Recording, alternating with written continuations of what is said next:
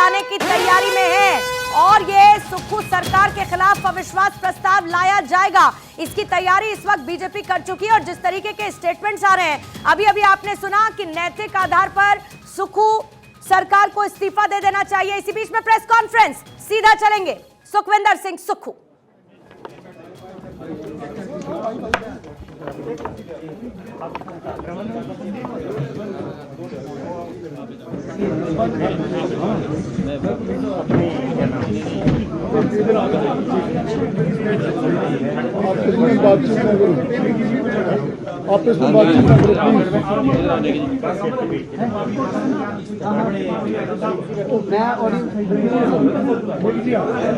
बाकी बाहर चलो, बाकी बाहर चलो, सूर्या बाकी बाहर चलाओ इनको। सुखविंदर सिंह सुक्खू, आपको याद होगा क्रॉस वोटिंग जैसे ही हुई उसके बाद फौरन एक बैठक सुक्खू ने बुला ली थी और उसी बीच चर्चा की जा रही थी। इससे पहले क्योंकि 6 ऐसे विधायक कांग्रेस के जिन्होंने क्रॉस वोटिंग की, ये एक बड़ा डेंट रहा कहीं ना कहीं सुक्खू सरकार के लिए और यही वजह रही कि अभिषेक मनु सिंघवी की हार हुई। हालांकि 34 वोट उनको भी मिले, बीजेपी उम्मीदवार को भी 34 वोट मिले, लेकिन कुल मिलाकर वो जो 6 कांग्रेस के विधायक जिन्होंने क्रॉस वोटिंग की और 3 निर्दलीय जिन्होंने बीजेपी का साथ दिया, यही इधर +9 हुए हैं बीजेपी के पास और उनके -6 होने के साथ जो आंकड़ा था वो हासिल नहीं कर पाई सुक्खू सरकार। किसी भी बात नहीं होगी। दूसरा, मैं हिंदी में भी बोलूँगा, अंग्रेजी में भी बोलूँगा। अगर आप लोग शांति बरतेंगे अपने बाकी कॉलेज से, दोनों को मिलेगा फिर। और तीसरा, कैमरामैन थोड़ा पीछे हो जाओ, आवाज़ करेंगे तो फिर एक दूसरे की बात कटेगी। अलग अलग किसी से बात नहीं करेंगे। जितने लोग आप खड़े हैं लगा लीजिए कैमरा, एक साथ बोलेंगे।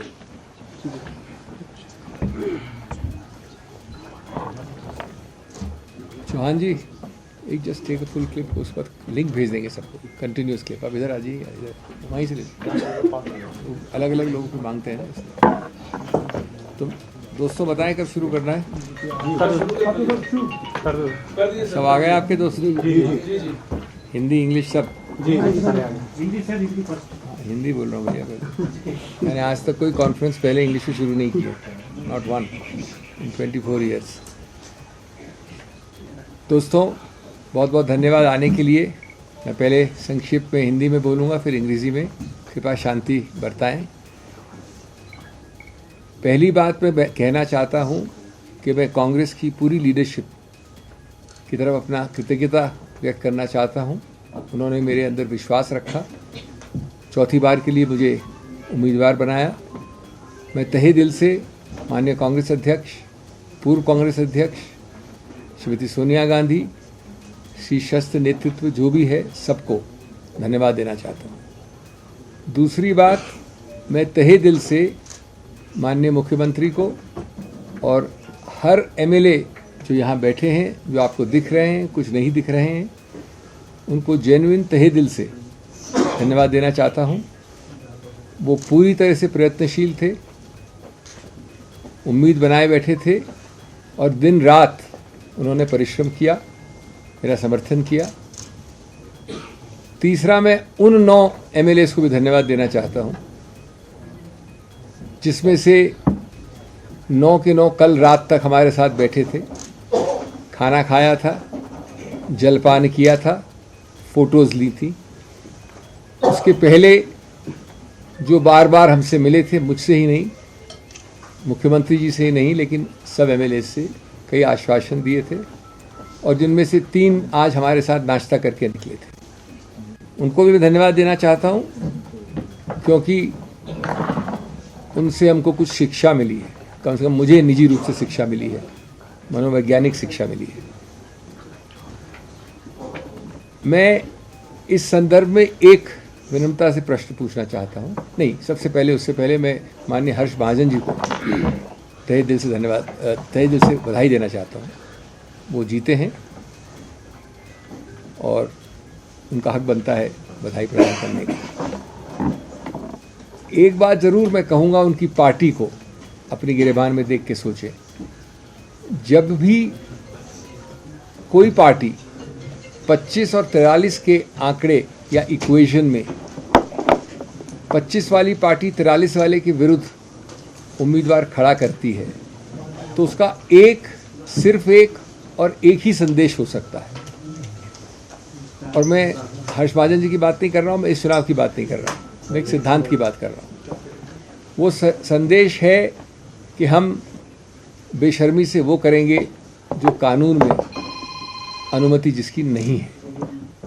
अगर आप समझते हैं कि एक व्यक्ति या 2 व्यक्ति या 9 व्यक्ति अचानक एक नई नीति, एक नई सोच, एक नई आइडियोलॉजी के अंतर्गत कल रात के डिनर और आज सुबह के नाश्ते के बाद बदल गए हैं, तो मैं समझता हूँ कि हम सब, जो अंग्रेजी में कहावत है, एक फूल्स पैराडाइज में रहते हैं। ये बदलाव बहुत दुर्भाग्यपूर्ण है भारत के लिए और विशेष रूप से हिमाचल प्रदेश के लिए, जिसकी संस्कृति, जिसके पहाड़ी या नीचे रहने वाले लोग इस संस्कृति से अवगत नहीं थे कुछ समय पहले तक। अगर ये नए भारत, न्यू इंडिया की परिभाषा है तो मैं तो पुराने भारत को ही प्रेफर करूँगा। हमने हारते हारते भी इतिहास बनाया है। इतिहास इसलिए कि इतनी जद्दोजहद की, इतना मन बदलाव किया, लेकिन एक और मन बदलाव नहीं कर सके। इसलिए 34-34 का स्वाभाविक आंकड़ा भारत में शायद पहली बार और आने वाले कई दशकों में वापस होने वाली नई चीज़ हुई है कि 34-34 का हमारे मित्रों के इतने प्रयत्न करने के बाद भी आंकड़ा आया।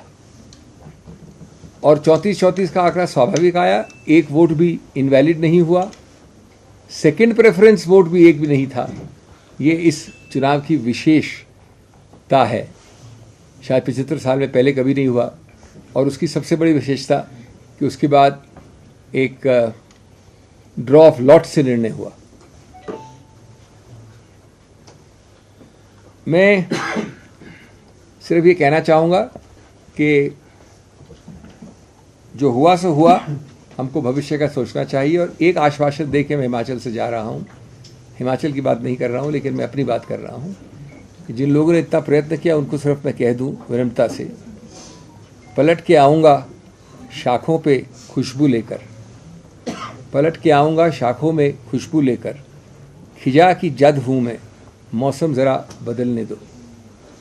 तो सबको वापस बहुत बहुत धन्यवाद। I will repeat this very briefly in English. I want to thank from the bottom of my heart the entire top leadership of the Congress, the Congress President, the former Congress President, Srimati Sonia Gandhi, and the entire top leadership for having reposed faith in me a 4th time. They sent me to Himachal out of good faith. देखिए, अभिषेक मनु सिंघवी की हार कांग्रेस के, और शायराना अंदाज में विदाई का जिक्र उनकी तरफ से किया गया कि हमने हारते हारते भी इतिहास रच दिया। कांग्रेस नेतृत्व का धन्यवाद उनकी तरफ से किया गया। और इसी बीच में आप देखते हैं इसके बाद सुखविंदर सिंह सुक्खू क्या कहते हैं इसको लेकर, लेकिन बहुत ही सटारिकल अंदाज में, जिन्होंने क्रॉस वोटिंग की, यानी कि ये कहते हुए कि जो कल रात भी हमारे साथ शामिल थे, वो भी जिन्होंने सुबह हमारे साथ नाश्ता किया, यानी कि जिन्होंने क्रॉस वोटिंग की नाम नहीं लिया, लेकिन ये कहते हैं कि हम उनका भी धन्यवाद करते हैं और उनसे भी हमें शिक्षा मिली है। अभिषेक मनु सिंघवी की तरफ से हर्ष महाजन को बधाई दी गई। हर्ष महाजन बीजेपी के कैंडिडेट जिनको जीत मिली है, लेकिन बेशर्मी से कानून का उल्लंघन किया बीजेपी ने, यह गंभीर आरोप अभिषेक मनु सिंघवी की तरफ से लगाया गया है। और यह बदलाव देश के लिए दुर्भाग्यपूर्ण बताया अभिषेक मनु सिंघवी ने। बड़ी खबर इस वक्त की, राज्यसभा चुनाव में हार गई है कांग्रेस और हर्ष महाजन, बीजेपी के कैंडिडेट की हुई है जीत। एक छोटा सा ब्रेक, इसी बड़ी खबर के साथ फौरन लौटेंगे।